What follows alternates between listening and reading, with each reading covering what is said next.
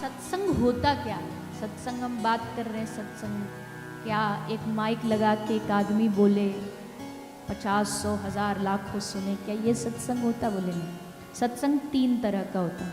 कितनी तरह का होता है? बोलिए ना।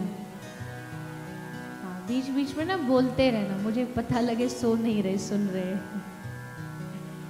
वैसे भी यहाँ घूम घूम के थकावट इतनी हो जाती है कि फिर कथा में, पर प्रयास यही करेंगे कि आप भी बीच में बोलते रहो ताकि आप पर निद्रा रानी हावी ना हो।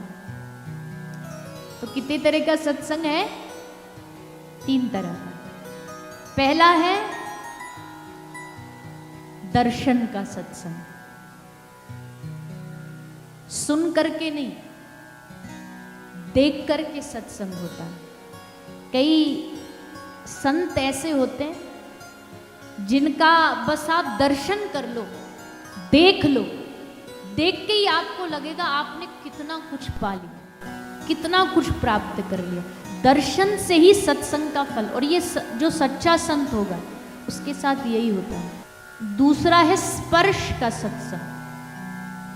कई बार किसी संत को छूने भर से ऐसा लगता है जैसे सत्संग सुन लिया, कुछ पा लिया। इसलिए इस दुनिया में सबसे ज़्यादा संतों के पास हम जाते हैं तो सबसे पहले क्या करते हैं? ये तो पहले होता था, आजकल तो सेल्फी लेते हैं। पहले होता था संतों के पास जाते थे तो सबसे पहले चरण छूते थे। आजकल उल्टा कर दिया।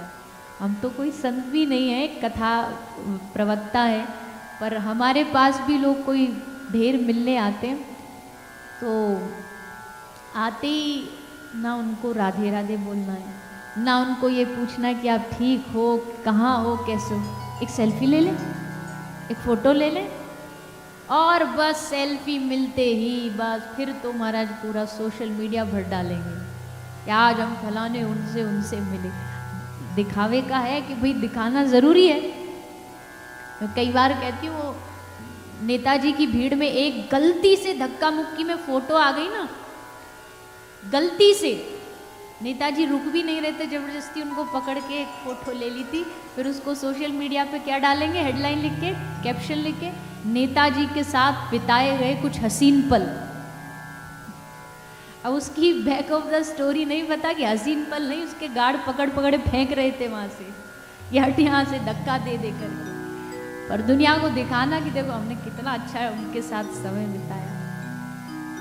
ठीक है, चलो नेता अभिनेता इनके साथ तो ठीक है, पर संतों के साथ थोड़ी मर्यादा में रखनी चाहिए। भारतीय परंपरा, संत के पास जाओ, पहले जाकर के प्रणाम करो, फिर चरण छूना।